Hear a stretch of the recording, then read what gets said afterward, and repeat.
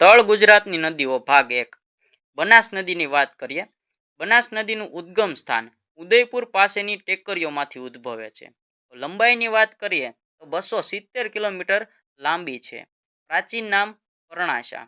પ્રવાહ ક્ષેત્રની વાત કરીએ તો 2937 ચોરસ કિલોમીટરનો પ્રવાહ ક્ષેત્ર ધરાવે છે।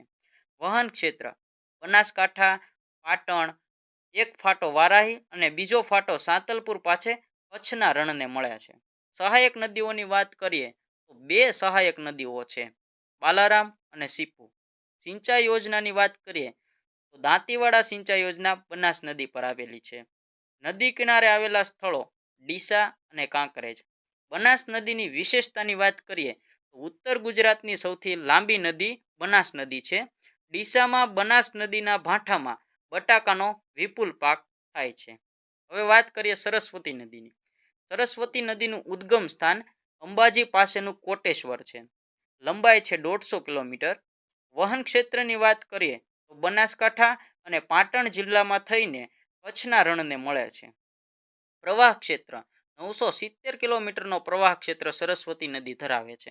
સહાયક નદીઓની વાત કરીએ તો એક સહાયક નદી છે અર્જુની।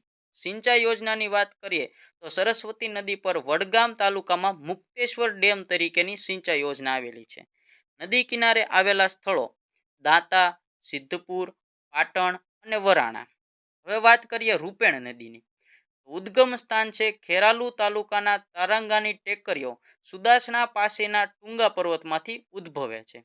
લંબાઈ છે 135 કિલોમીટર।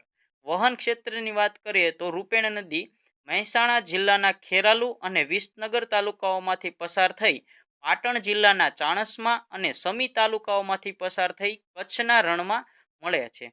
હવે રૂપેણ નદીની સહાયક નદીઓની વાત કરીએ તો બે સહાયક નદી છે, ખારી અને પુષ્પાવતી।